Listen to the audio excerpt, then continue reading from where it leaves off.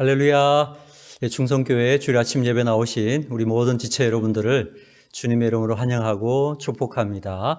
오늘 우리가 함께 나눌 말씀을 보시겠습니다. 하나님 말씀은 역대하 6장 1절에서 6절까지 말씀 보시겠습니다. 역대하 1장 1절에서 6절까지 구약성경 661페이지입니다.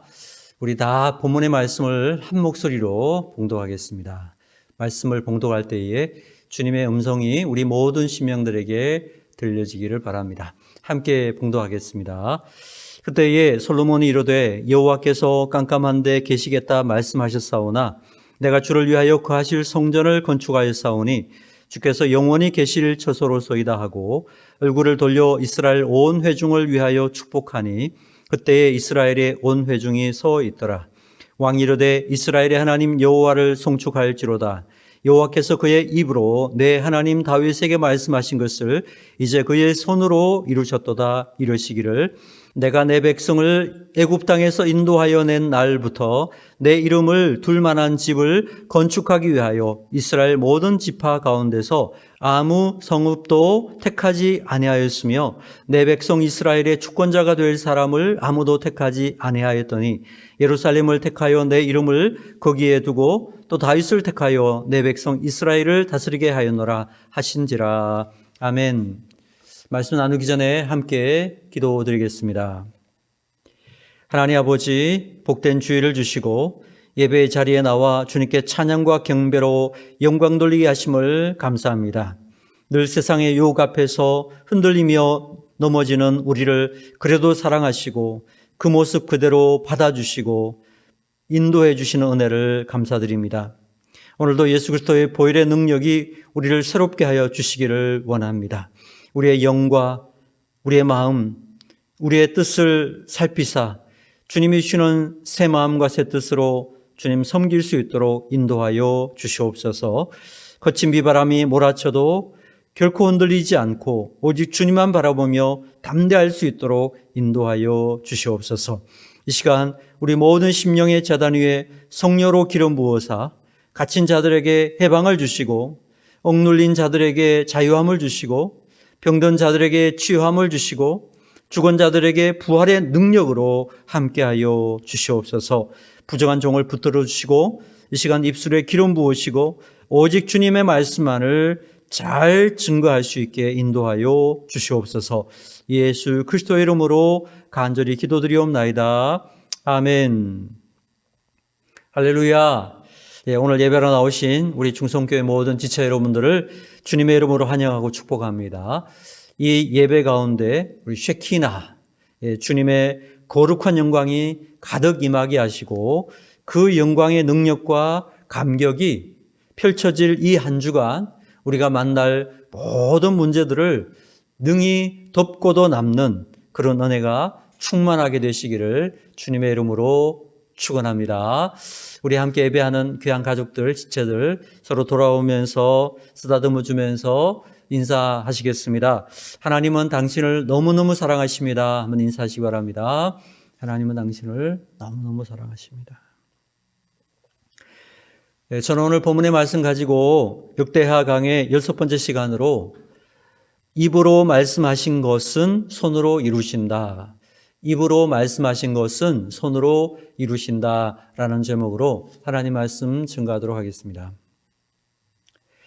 우리는 지난 시간에 성전 건축이 완공이 되고 다윗성에 있던 하나님의 교회를 운반해서 새 성전으로 옮겨오면서 하나님께 제사를 드렸을 때에 하나님의 전에 영광의 구름 쉐키나가 가득하게 임하게 되었다라는 말씀을 함께 나누었습니다. 자, 오늘 본문은 역대상 5장과 자연스럽게 이어지면서 오늘 본문이 펼쳐지고 있습니다. 1장 1절 시작이 어떻게 되죠? 그때에 이렇게 시작이 되죠. 그때가 언제냐? 5장 마지막 절에 나오죠. 주님의 영광이 가득 차서 능히 서서 섬길 수 없을 정도로 그 영광이 가득 찼을 그때를 말하는 것입니다. 그때에 솔로몬이 많은 백성들 앞에서 두 가지를 했다라는 거죠. 오늘 본문은 그 두 가지를 소개하고 있는데요. 하나는 1절에서 11절까지입니다. 1절에서 11절까지는 백성들을 축복하는 일을 했다라는 것입니다. 그리고 또 한 가지는 12절부터 마지막 42절까지인데요. 하나님께 중보 기도를 드렸다. 이런 내용이 나옵니다. 이 두 가지를 중심으로 살펴보면서 영적 의미들을 함께 나누도록 하겠습니다. 자, 먼저 첫 번째는 솔로몬은 하나님의 백성들을 축복했다라는 것입니다. 자, 1절에서 3절까지 우리 말씀을 같이 봉독해 보겠습니다. 다시 한번 1절에서 3절까지 말씀을 봉독하겠습니다. 시작. 그때에 솔로몬이 이르되 여호와께서 깜깜한 데 계시겠다 말씀하셨사오나 내가 주를 위하여 거하실 성전을 건축하였사오니 주께서 영원히 계실 처소로소이다 하고 얼굴을 돌려 이스라엘 온 회중을 위하여 축복하니 그때에 이스라엘의 온 회중이 서 있더라. 성전 건축 완공을 선포하고 나서 온 백성에게 축복을 했다. 이렇게 말씀하고 있습니다. 하나님의 백성들을 축복하는 일, 내 주위의 사람들을 축복하는 일, 이것은 모든 리더들이 마땅히 해야 될 사명이라는 것을 우리가 발견할 수 있습니다. 우리 가정에서 부모들이, 또 교회에서 직분자들이, 사역자들이 누구든지 예수의 이름으로 복을 빌어주는 것, 바로 이것은 멈춰서는 안 되는 귀한 사명이라는 것입니다. 하나님은 우리에게 축복할 수 있는 권한을 주셨다라는 거죠. 그러므로 우리는 우리 관계하는 모든 사람들에게 복을 빌고 축복해 주는 그 일들을 결코 멈추지 말아야 된다라는 것입니다. 엊그제 대구에서 목회하시는 어떤 목사님이 이런 말씀하시는 것을 들었는데요. 제가 참 많은 생각을 하게 된 그러한 도전이었습니다. 이 목사님이 이런 이야기 하셨어요. 최고의 전도자이셨던 예수님의 전도법을 소개하면서 예수님의 전도법이 뭐냐라는 거예요.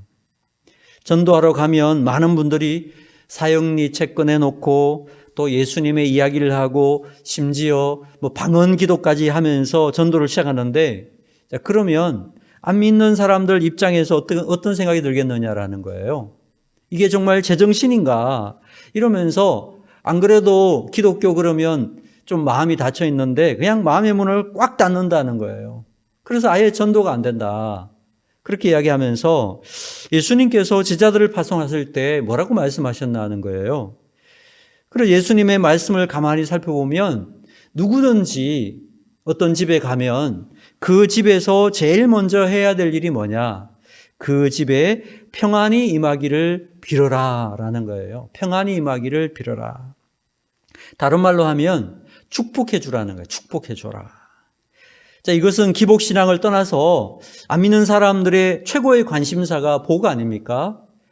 그러니까 그들의 눈높이에서 시작해가지고 축복을 해주고, 그래서 예수님을 믿게 되면 어느 순간 성경적인 가치관으로 바뀌고 변화가 일어나게 되니까 그들의 눈높이인 이 축복하는 것에서부터 전도는 시작되는 것이다. 처음부터 예수 이름을 꺼내고 처음부터 방언 기도를 하는 게 아니라 처음에 그들을 축복해 주는 데서부터 시작해야 된다.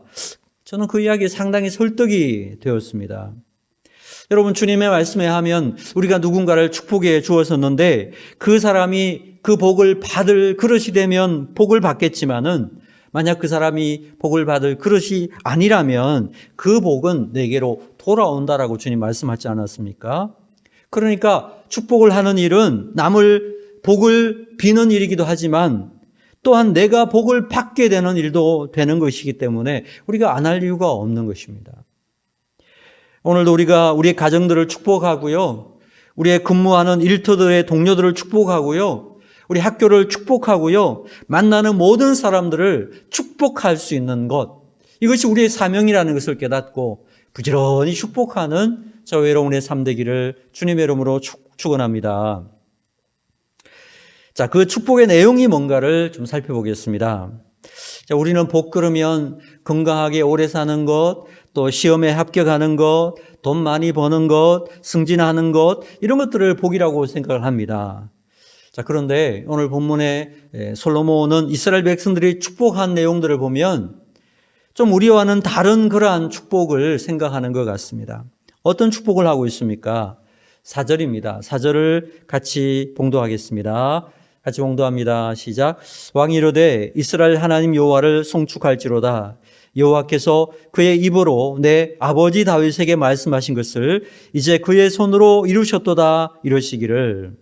하나님께서 그의 입으로 말씀하신 것을 다 이루셨다. 바로 이것이 축복의 핵심이라는 것입니다. 10절에도 반복이 됩니다. 10절 보세요. 10절 같이 읽겠습니다. 시작. 여호와께서 말씀하신 대로 이루셨도다. 내가 여호와께서 말씀하신 대로 내 아버지 다윗을 대신하여 일어나 이스라엘 왕위에 앉고 이스라엘의 하나님 여호와 이름을 위하여 성전을 건축하고, 여기도 보니까 그 말씀하신 대로 이루셨도다 이렇게 고백하고 있죠. 솔로몬이 이스라엘 온 백성들을 축복한 메시지의 내용은 뭐냐?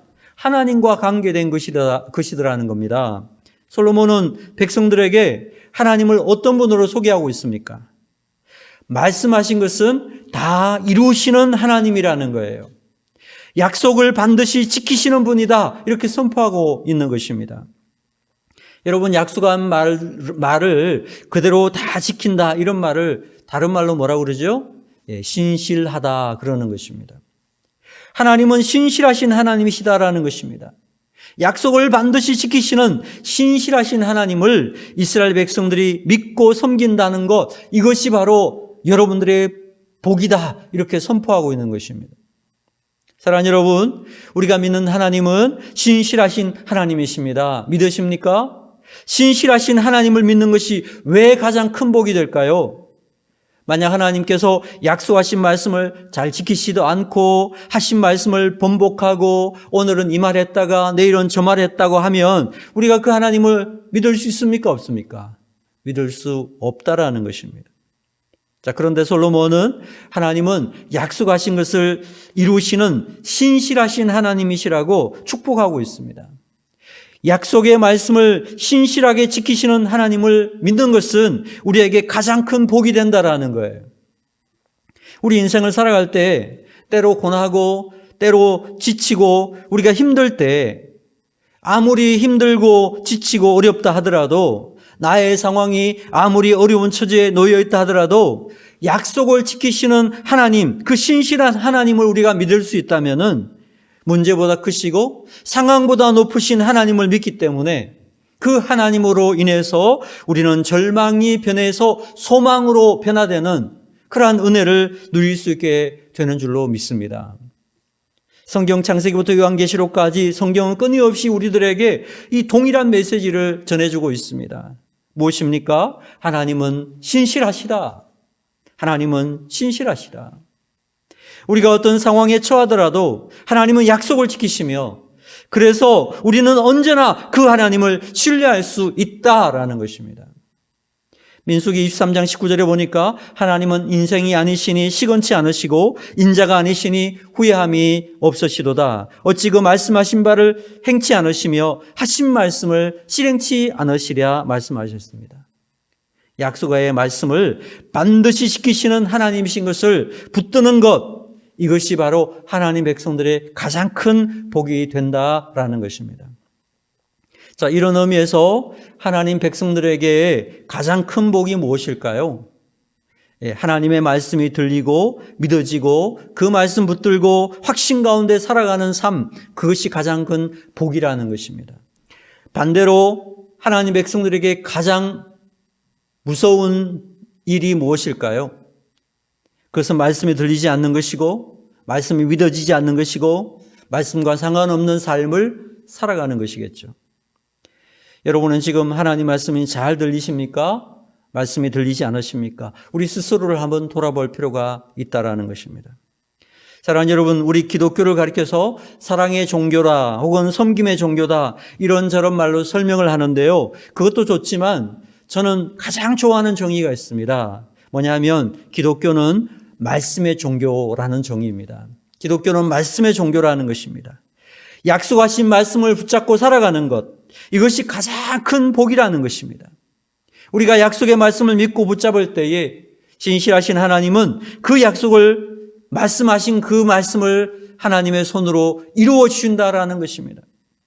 여러분 15절을 보시기 바랍니다. 15절 같이 봉독하겠습니다. 시작. 주께서 주의 종 내 아버지 다윗에게 허락하신 말씀을 지키시되 주의 입으로 말씀하신 것을 손으로 이루심이 오늘과 같으니이다. 입으로 말씀하신 것을 그 손으로 이루어 주시는 하나님이라는 거예요. 그 하나님을 신뢰하고 살아가는 것이 성도들에게 가장 큰 복이라는 것입니다. 입으로 말씀하신 것을 손으로 이루시는 하나님, 그 하나님을 신뢰하는 것, 그것이 복이라는 것입니다. 이 땅 살아가는 동안에 약속을 성실하게 지키시는 그 신실하신 하나님을 온전히 신뢰하여서 입으로 말씀하신 그것을 손으로 이루어 주시는 복을 누릴 줄 아는 우리 모든 중성교회 지체들이 다 되시기를 주님의 이름으로 축원합니다. 자, 두 번째 메시지입니다. 두 번째는 솔로몬의 중보 기도를 살펴보도록 하겠습니다. 자, 그런데 이 솔로몬의 중보 기도의 내용들을 살펴보면 아주 독특한 구성으로 되어 있다라는 것입니다. 솔로몬이 지혜의 왕인 것처럼 이 기도에도 보면 굉장히 명확한 논리를 가지고 기도하고 있는 것을 볼 수가 있습니다. 솔로몬 초기에는 영적으로 깨어있고 모든 것이 충만하고 좋았지만요, 시간이 흐른 다음에 어떤 그 믿음이나 모든 것들이 좀 변화되잖아요. 그래서 이렇게 기도합니다. 시간이 지난 후에 이 백성들이 약해서 범죄하고 타락할 때, 또 이런 문제 저런 문제들 여러 가지 어려움들이 닥칠 때에, 그럴 때마다 신실하신 하나님께서 약속하신 그 말씀을 꼭 기억해 주십시오. 입으로 하신 말씀을 손으로 이루어 주시옵소서. 누구든지 하나님의 이름을 두신 이 성전에 와서 기도하면 응답해 주시옵소서. 이렇게 솔로몬이 기도하고 있는 내용을 살펴볼 수가 있습니다. 신실하신 하나님께서 약속하신 것을 기억해 주시고 약속을 지키시는 그 하나님 붙잡고 기도하고 있는 이 부분, 그 약속의 말씀 붙잡고 기도하고 있는 이 부분이 굉장히 독특한 구조다라는 것입니다. 여러분, 우리의 기도도 마찬가지일 것입니다. 여러분, 가장 강력한 기도는 어떤 기도일까요?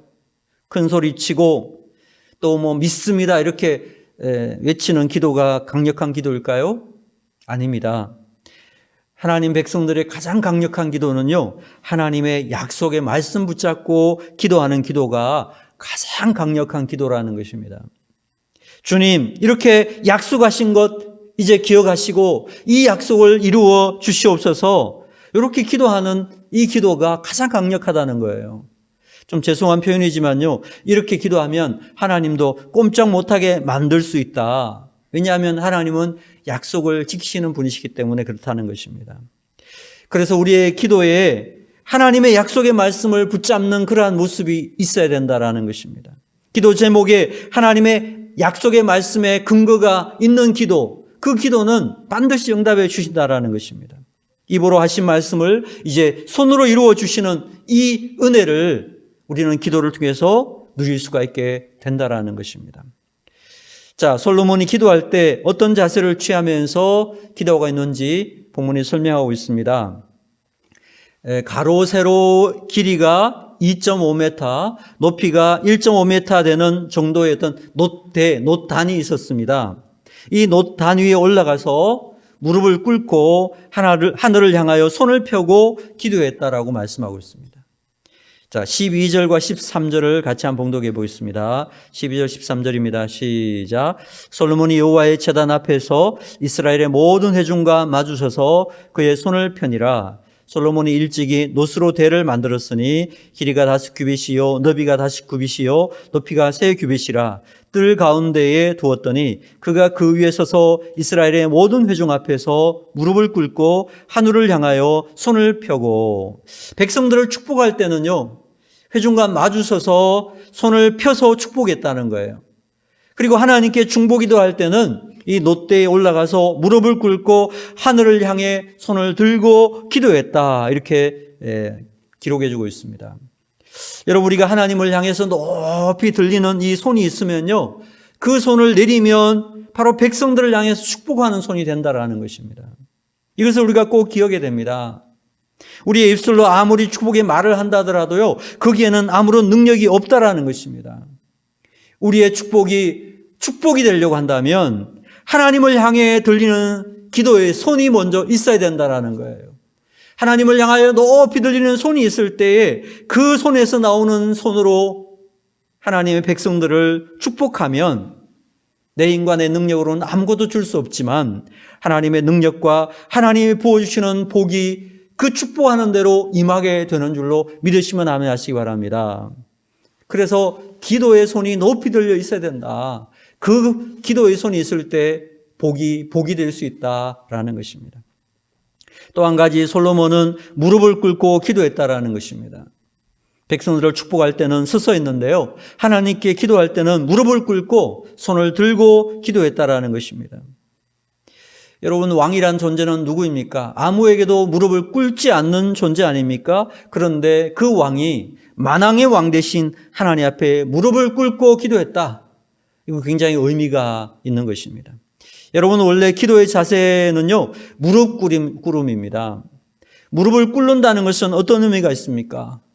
그 무릎을 꿇는 대상을 향해서 경배와 찬양을 돌린다, 이런 의미가 있고요.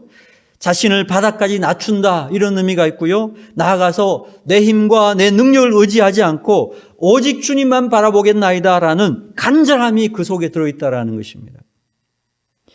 참 재미있는 것은 요즘 기도 의자라는 게 나왔더라고요. 오래 꿇고 무릎 꿇고 기도하면은 다리도 저리고 나중에 관절염으로 고생한다. 그래서 무릎 꿇는 자세를 만들어주는 의자래요. 그래서 그 의자에 앉으면 무릎 꿇는데 다리는 저리지 않는, 그래서 무릎 꿇고 오래 기도하라, 이런 뜻으로 만들었다. 저는 그렇게 생각합니다만은 한번 생각해 봅니다. 그것이 정말 진정한 기도의 정신일까? 진정으로 무릎 꿇는 것일까? 한번 생각해 봅니다. 전생애 동안 5만 번의 기도를 드렸고 5만 번의 기도 응답을 받았던 기도의 사람 조지 밀료가 있었죠.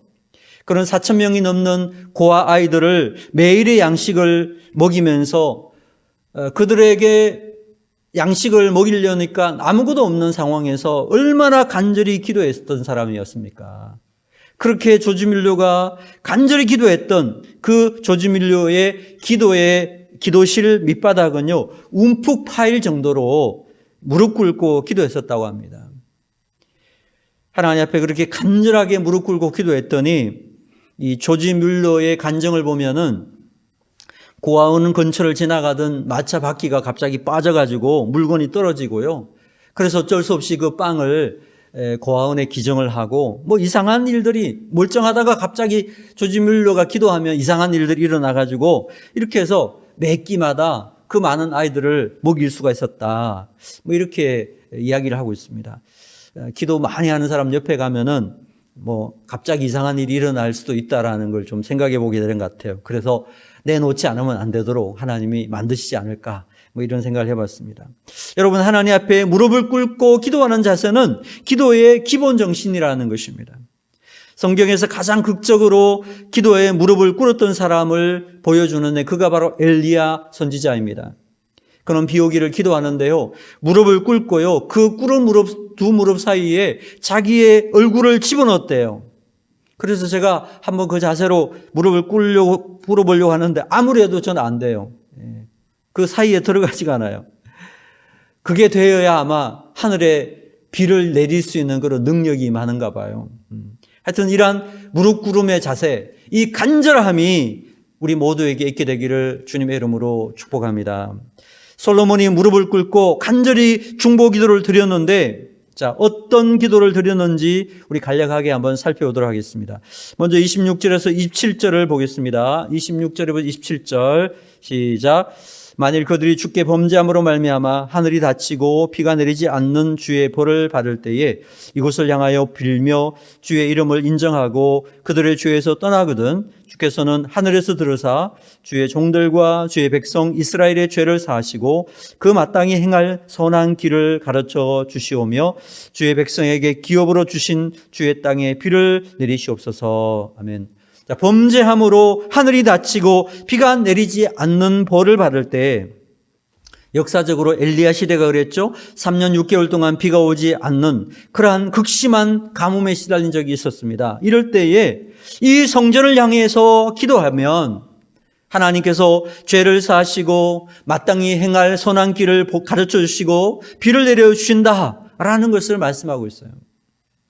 문제가 생길 때 그 문제만 해결하는 것이 아니라 그 문제의 깊은 뿌리 속에 있는 죄도 다루어 주시고 용서해 주시고 치유해 주시고 바른 길을 가르쳐 주실 것이다 라고 말씀하고 있죠.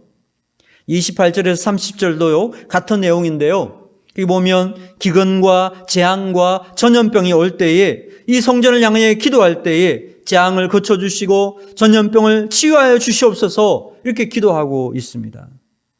요즘과 같이 이렇게 세계적인 팬데믹으로 전염병으로 힘들어할 때에 우리가 무릎을 꿇고 두 손을 들고 간절히 기도할 필요가 있다는 것을 우리가 이 말씀을 통해서 볼 수가 있습니다. 특별히 이 기도 내용 중에 이방인들을 위해 기도하고 있는 내용이 있습니다. 저는 이 기도 때문에 우리 모두가 구원받지 않았을까라고 생각합니다. 이 성전을 통해서 많은 이방인들이 주께로 돌아오게 해달라고 기도하고 있습니다. 그 내용이 32절, 33절이 있습니다. 32절, 33절 같이 봉독하겠습니다. 시작. 주의 백성 이스라엘에 속하지 않은 이방인에게 대하여도 그들이 주의 큰 이름과 능한 손과 펴신 팔을 위하여 먼 지방에서 와서 이 성전을 향하여 기도하거든 주는 계신 곳 하늘에서 들으시고 모든 이방인이 주께 부르짖는 대로 이루사 땅의 만민이 주의 이름을 알고 주의 백성 이스라엘처럼 경외하게 하시오며 또 내가 건축한 이 성전을 주의 이름으로 일컫는 줄을 알게 하옵소서. 정말 놀라운 기도이죠. 우리 중경에도 많은 복음 밖에 있는 이방인들이 있는데 그들도 주님 앞에 나아가서 기도하면 주님께서 들으시고 응답하시고 하나님을 알고 돌아오게 해 주시옵소서 이렇게 기도할 수 있다라는 것입니다. 아직 예수님 알지 못하는 많은 경찰관들이 있습니다. 우리의 생활관에 또 우리의 사무실에 우리의 관계 속에서 복음으로 말하면 이방인들이 많이 있습니다. 그들이 하나님께 기도하면 하나님이 들으시고 응답하시고 그들을 구원하실 것이라는 선포가 있는 것입니다.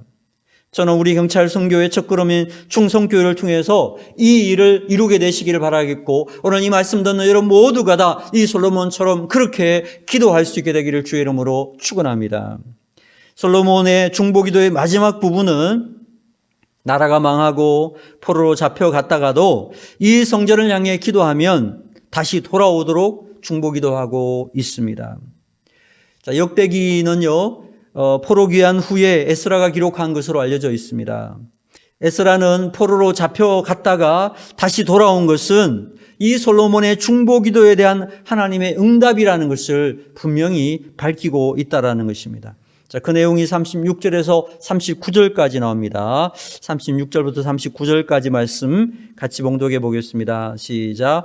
주께 범죄하지 아니하는 사람이 없사오니 그들이 주께 범죄함으로 주께서 그들에게 진노하사 그들을 적국에게 넘기심에 적국이 그들을 사로잡아 땅의 원근을 막론하고 끌고 간 후에 그들이 사로잡혀 간 땅에서 스스로 깨닫고 그들을 사로잡은 자들의 땅에서 돌이켜 주께 간구하기를 우리가 범죄하여 패역을 행하며 악을 행하였나이다 하며 자기들을 사로잡아 간 적국의 땅에서 온 마음과 온 뜻으로 주께 돌아와서 주께서 그들의 주상들에게 주신 땅과 주께서 택하신 성과 내가 주의 이름을 위하여 건축한 성전이 있는 쪽을 향하여 기도하거든 주는 계신 곳 하늘에서 그들의 기도와 간구를 들으시고 그들의 일을 돌보시오며 주께 범죄한 주의 백성들을 용서하옵소서.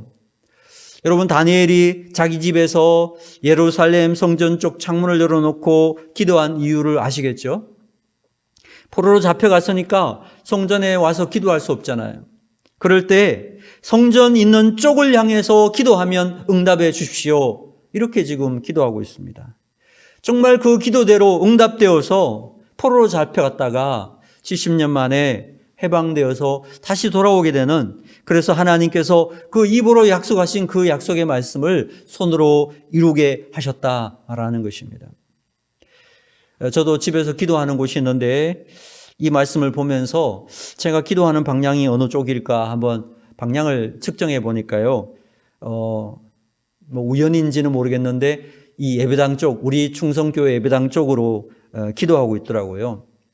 여러분 꼭 예배당 쪽으로 기도해야 된다는 것은 아니지만 중요한 것은 그런 정신을 가지고 기도하는 것은 중요하다라는 것입니다.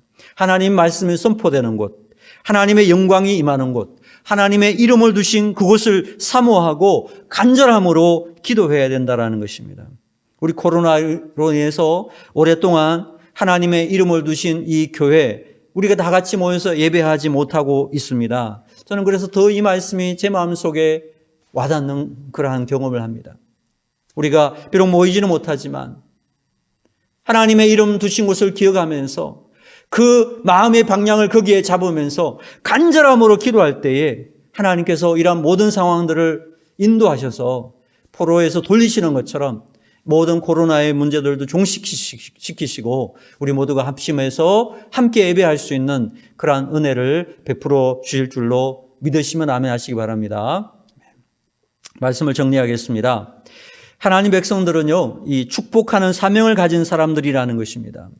그래서 우리는 가정을 축복하고 교회를 축복하고 일터를 축복하고 학교를 축복하고 모든 관계를 축복해야 된다라는 것입니다.